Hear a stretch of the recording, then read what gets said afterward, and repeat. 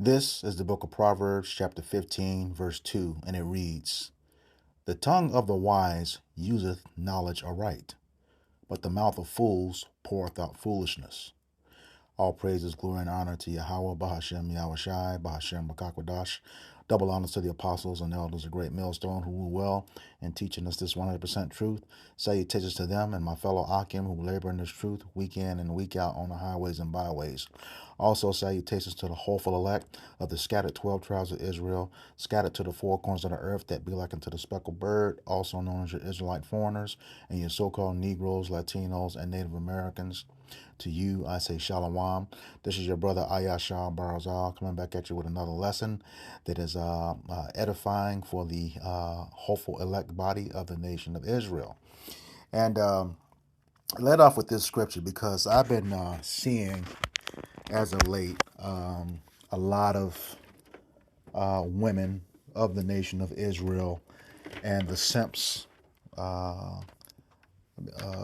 and I say simps, the gullible men, the foolish men that just look for approval from these women.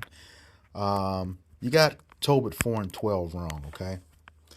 I'm going to get into that with respect to the scriptures, but first I want to show you a video a clip I got from TikTok and, backing up what I'm talking about. But yeah, you women of Israel and Simps, you got Tobit 4 and 12 wrong. All right, so I'm going to get right into it with the video. That way. Thank you. Let's hear what you got. All right. For these lips. Wrap it up. Exit that way. Thank you. Okay, so let's hear what you. Pretty much, that clip said, it's okay to marry other nations, and she wasn't trying to hear it. Okay, and here you have some comments from, women supporting it, and some, some simple men. Look at this second one. Tell him, sister, tell him. And you're wrong. He calls himself Levi the Hebrew. All right, and you got Tobit 4 and 12 wrong. So, and just to let you see it again, she is talking about Tobit 4 and 12. You couldn't see it in the downloaded video, but that's what she's talking about here. Let's hear what you got. All right. For these lips. Wrap it up. Exit that way. All right, so she's not trying to hear that. All right, so let me get, first of all, 2 Timothy chapter 3, verses 16 and 17. And it says, all scripture is given by inspiration of Yahweh Bashem Yahushai and is profitable for doctrine, for reproof, for correction, and instruction in righteousness, that the man of Yahweh Bashem Yahushai may be perfect, thoroughly furnished unto all good works. So he's essentially, the scripture is meant to correct us, so we'll do things right. Okay, and that verse 17, that the man of Yahweh Bashem Yahushai may be perfect, thoroughly furnished unto all good works. So he's doing the right thing, especially teaching the scriptures correctly. All right. So and how do we teach the scriptures correctly? Isaiah 28, 9-11 says, for precept must be upon precept, line upon line, here a little, there a little, otherwise, you're going to be talking with stammering lips. I'm just roughly paraphrasing. I mean, you're going to sound like a buffoon. You're going to sound stupid if you're not doing it, which is what they're doing here. Okay. But it says precept upon precept. And what's the importance of precepts? This is Psalms chapter 119, verse 128. And it reads, therefore, I esteem all thy precepts concerning all things to be right, and I hate every false way.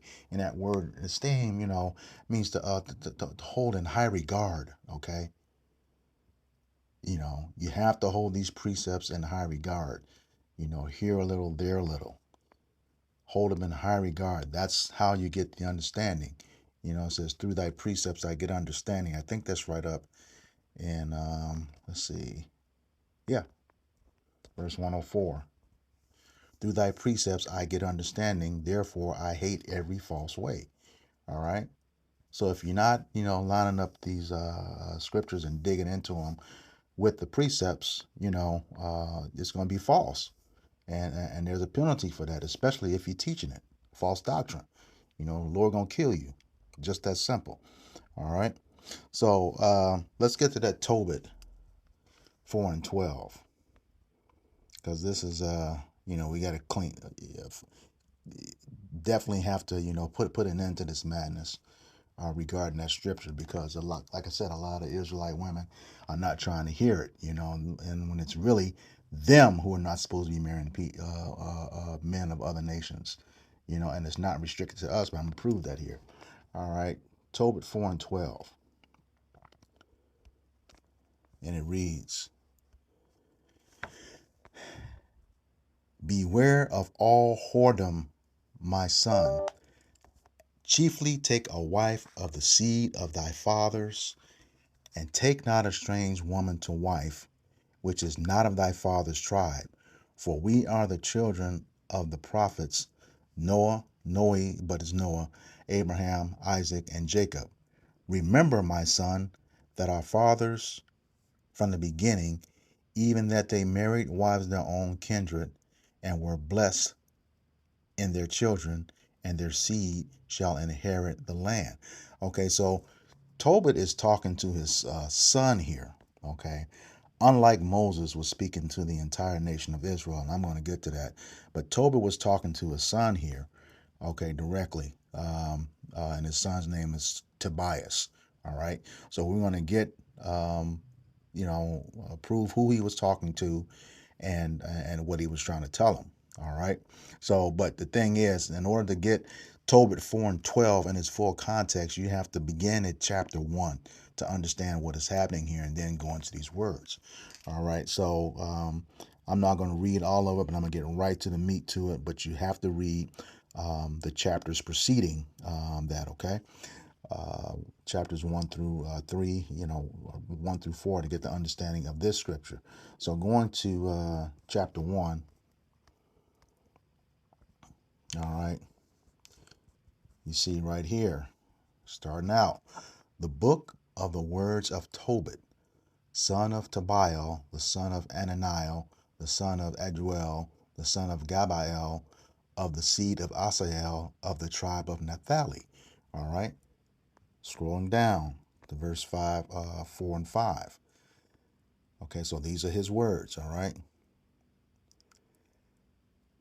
Verse 4, and when I was in mine own country, in the land of Israel, being but young, all of the tribe of Naphtali, my father fell from the house of Jerusalem, which was chosen out of all the tribes of Israel, that all tribes should sacrifice there, where the temple of the habitation of the Most High was consecrated and built for all ages.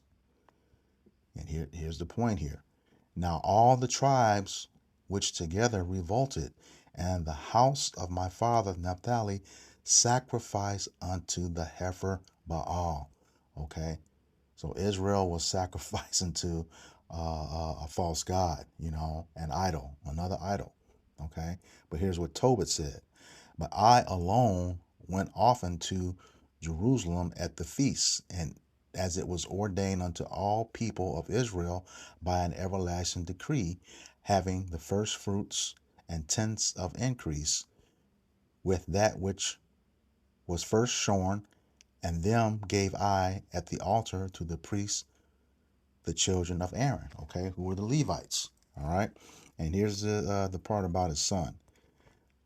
Just skipping down here, like I said, you can read all chapters 1 through 4 to get it in full context. I'm just getting to the meat for the purpose of time. All right, Tobit 1 verse 9. Furthermore, when I was come to the age of man, I married Anna of mine own kindred, and of her begat Tobias. So if you go back to that 12, 4 and 12, what he's saying here, he's telling the son Tobias to pretty much do exactly what he did. But he says, beware of all whoredom. Okay, let's get that word whoredom.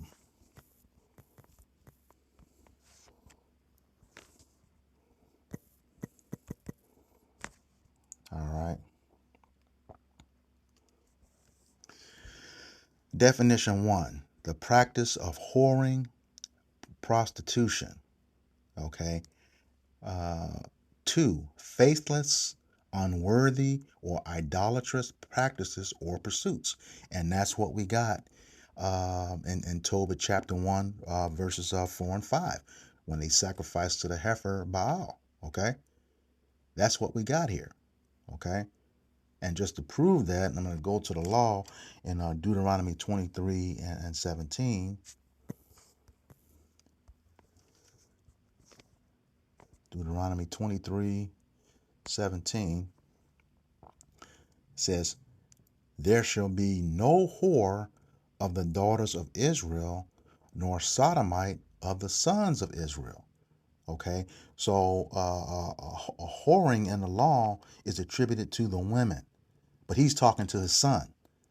Okay, so that has to be that definition number 2, which was proven about what they did in Tobit chapter 1, verses 4 and 5.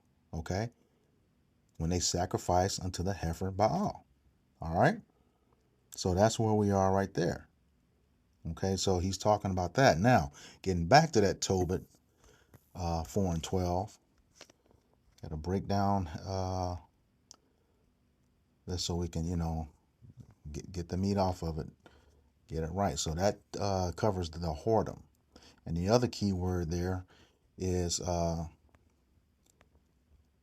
he says to chiefly take a wife of the seed of thy fathers, chiefly, and take not a strange woman to wife. All right, so let's get that word chiefly.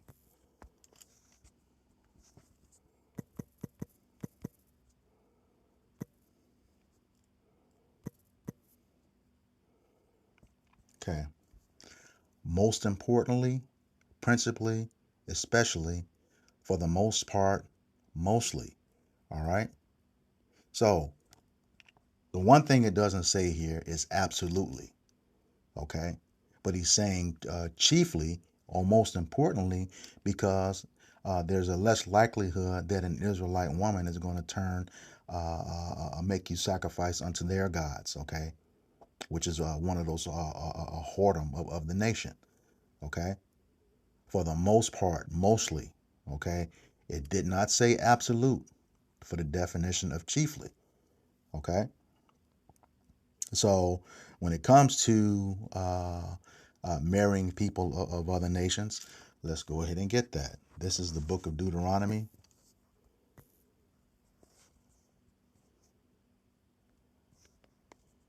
chapter 7,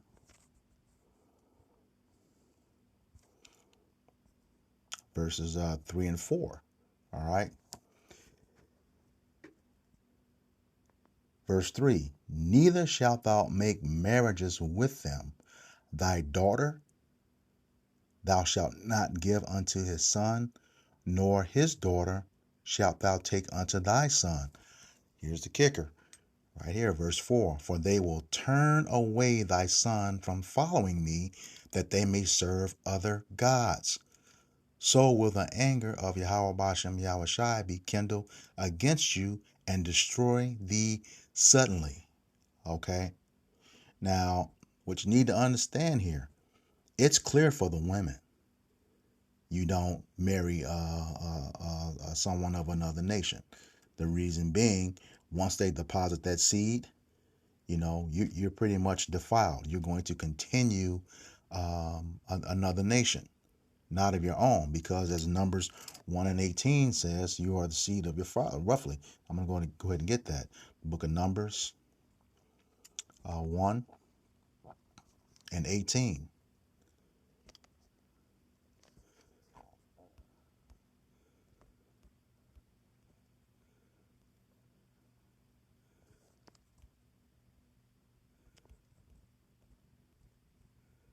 Scroll down here. Okay. 18. And it reads, and they assembled all the congregation together on the first day of the second month, and they declared their pedigrees after their families by the house of their fathers, according to the number of the names from 20 years old and upward by their polls. Okay, so let's get that word pedigree.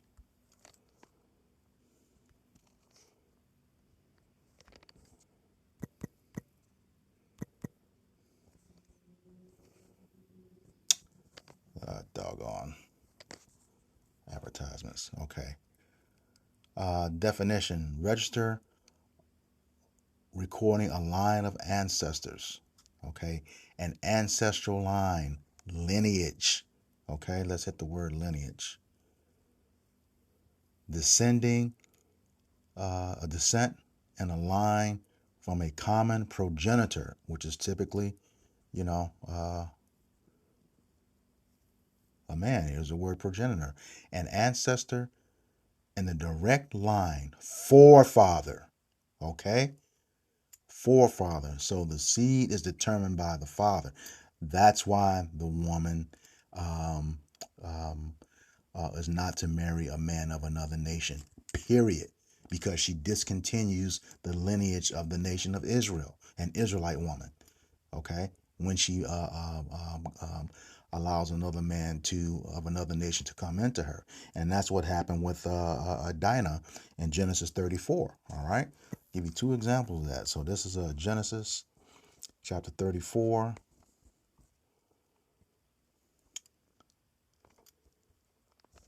verse 1 and 2. All right, and it reads, and Dinah, the daughter of Leah, which she bare unto Jacob, our forefather, went out to see the daughters of the land. And when Shechem, the son of Hamor the Hivite, prince of the country, saw her, he took her and lay with her and defiled her. Okay? He defiled her. All right? So pretty much when he took her, he pretty much, what's the term we use today, graped her, graped. You know what we're saying here, okay? Because typically, it is a woman is typically betrothed by her father, and the father of the groom. But this didn't happen here, okay? And then later on in the story, you see that's what they try to do and backtrack it. But Jacob and his sons weren't having it, so they pretty much set him up and took him out, smote him, okay, killed him. All right, and that's she was broken from that wedding because she was broken from that marriage because the husband is no longer alive, and we know that according to Romans chapter 7, verses 2 and 3. When that husband dies, she is broken from the law of marriage. Okay, but yeah, she was defiled because a man of another nation, another nationality, went into her. Okay, all right. Now, when it gets to going back to Deuteronomy chapter 7,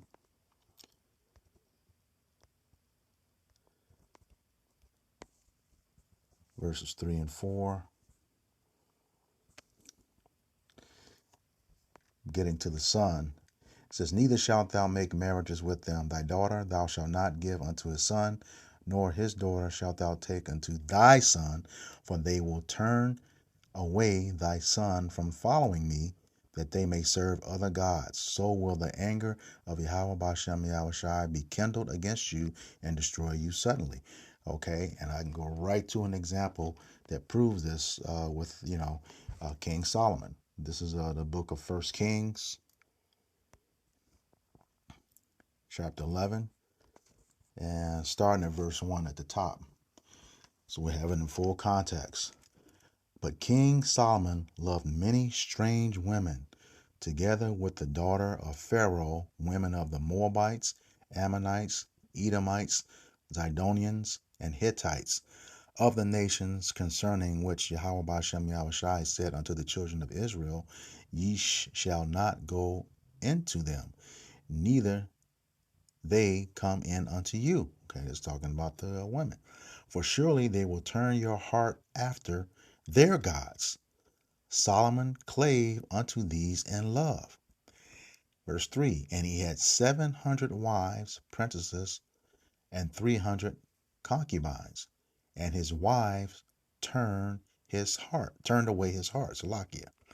For it came to pass when Solomon was old that his wives turned away his heart after other gods, and his heart was not perfect with Yahweh Bashem Yahushai, his power, as was the heart of David his father. Okay. Verse 5. For Solomon went after Ashtoreth, the goddess of the Zidonians, and after Milcom, the abomination of the Ammonites. Verse 6. And Solomon did evil in the sight of Yahweh Bashem Yahushai, and went not fully after Yahweh Bashem Yahushai, as did David his father. Okay. Verse 7. Then did Solomon build a high place for Chemosh, the abomination of Moab, sacrifice unto idols, other gods. Okay. And the hill that is before Jerusalem, and for Molech, the abomination of the children of Ammon. Verse 8. And likewise did he for all his strange wives, which burn incense and sacrifice unto their gods. Verse 9. And the Lord was angry with Solomon, because his heart was turned away from Yahweh, our power of Israel, which had appeared unto him twice, and commanded him concerning this thing, that he should not go after other gods. But he kept not that which Yahweh Bashem Yahushai commanded. Verse 11. Wherefore Yahweh Bashem Yahushai said unto Solomon, for as much as this is done of thee, and thou hast not kept my covenant and my statutes which I have commanded thee, I will surely rend the kingdom from thee, and will give it to thy servant. Okay, so going back to that Deuteronomy chapter 7, verse 3 and 4. Okay, so ye women of Israel and ye simps that follow them, this is the law right here. Okay, it says the only reason that a man should not go into a woman of another nation is, so he will not sacrifice unto their gods, idolatry. Like he said, turning their heart away from him. When you're doing idolatry, he says in the midst of Israel, none else. That was the first commandment, not to, make him jealous. He's a jealous God. All right. He's our God, according to Joel 2:27. All right. So that's the major difference between who marries. See, you women can, because the father is the head. When you go into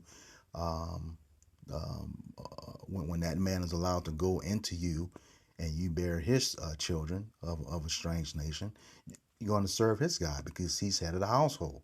You're going to follow his ways. He's the head. All right. But when it comes to the men of Israel, those strange women can turn a man's heart away. When we were commanded to teach our sons and our sons' sons. Okay. So that way the heritage is continued spiritually, whereas the women not only lose it spiritually, but it's physically as well too. The heritage is discontinued. All right, let me get that for the men in the previous chapter, Deuteronomy 6:1 and 2. And it reads, now these are the commandments, the statutes and judgments with Yahweh our power commanded to each of you, that ye might do them in the land whither ye go to possess it. All right. That thou mightest fear Yahweh thy power, to keep all his statutes and his commandments, which I command thee, thou and thy son and thy son's sons, all the days of thy life, and that thy days may be prolonged. Okay? So that's the thing, the men of Israel, if your heart is turned away from Yahweh Bashem Yahweh Shai, you cannot teach, your sons and the generations after you, okay? Which estranges the children of Israel totally away from Yahweh Bashem Yahweh Shai. All right, you see that in the first couple of chapters of Judges, okay? Dealing with those strange nations, and then the whole generation was lost and didn't know the Lord.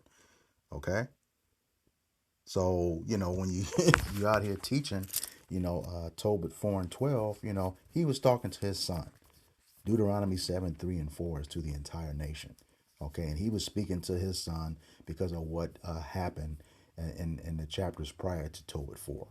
Okay, so that's where you're messing up. It's right here in the law in Deuteronomy chapter 7, verses 3 and 4. How that's supposed to go. All right. All right. So and then the thing is, you have Moses was married to an Ethiopian woman. Did he turn his heart away? No. It was just fine, Zipporah. And then even when his sister, Miriam was talking smack about him, she got punished for that. And that was Zipporah's a heathen woman. Okay. But Moses still did the work of Yahweh Bashem Yahweh Shai. Okay. And even in the lineage of David, let's get that in Matthew chapter 1. I'm going to skip right to the meat of it. All right. And Salmon begat Booz, which is Boaz. Okay, that's the difference between the translations in the Hebrew and the Greek. Is Boaz of Rahab. That was the harlot of Jericho, Canaanite woman. All right. And Boaz, begat Obed of Ruth. Ruth is the Moabite woman. Okay. So those are women of other nations. But as you can see, that lineage, I'm going to read it verbatim here.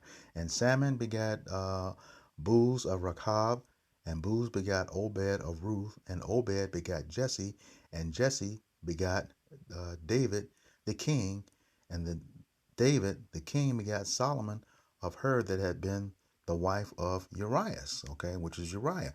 But here again, if Rahab and Ruth had turned away the heart of Salmon and Booz respectively, you don't get this lineage.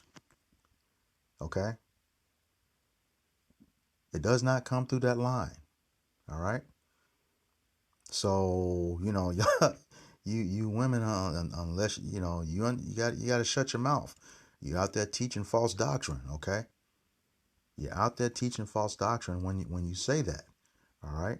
That the men are restricted to their own people. Now, like Tobit said, chiefly, it's better that you do that because you don't have to worry about being tempted to turn your heart away from Yahweh Bashem Yahweh Shai. Okay?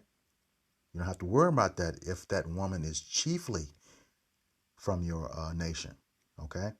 Because she understands the law, statutes, and commandments. All right? She understands those. So that's why it says chiefly.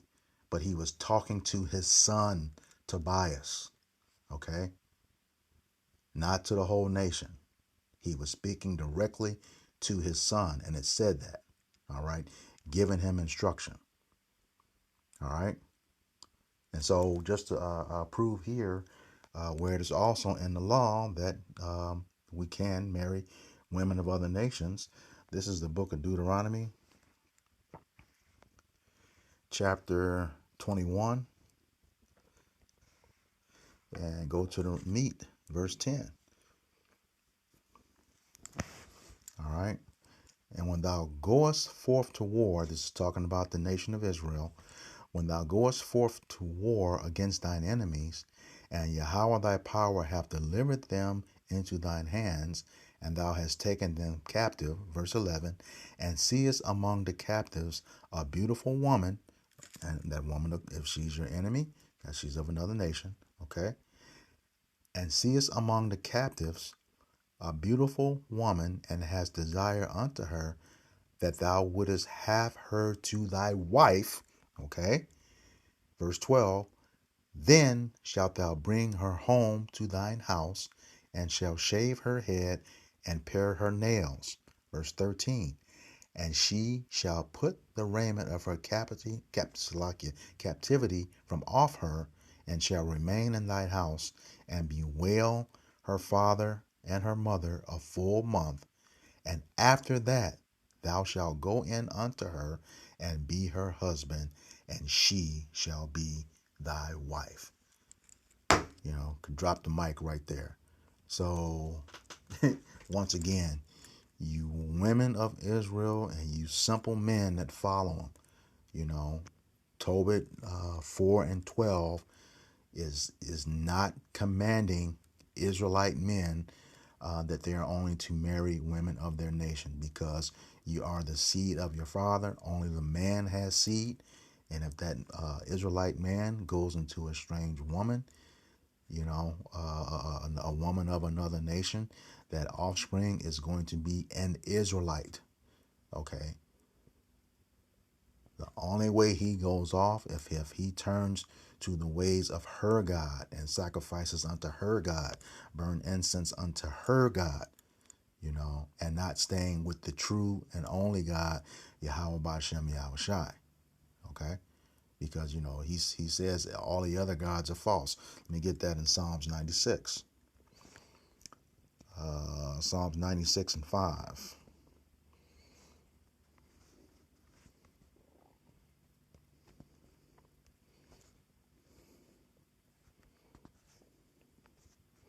And it reads, for all the gods of the nations are idols, but the Lord made the heavens. Okay, and we know that Lord in all caps goes back to Yahweh. All right. And what does it say about him? Who is he the God of? This is Joel chapter 2, verse 27.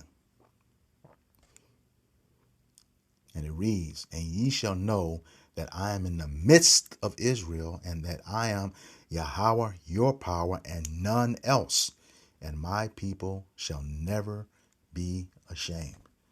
All right. So once again, you women and you simps of the nation of Israel, you got Tobit 4 and 12 all wrong. All right. You got it all wrong, and I just proved it.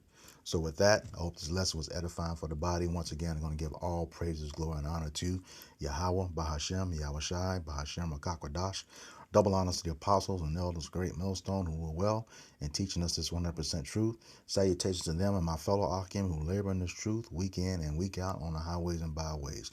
Also, salutations to the hopeful elect of the scattered 12 tribes of Israel, scattered to the four corners of the earth, that be like unto the speckled bird, also known as your Israelite foreigners and your so-called Negroes, Latinos, and Native Americans. To you, I say Shalom, Abba Babal, Kwam Yasharala. Shalom.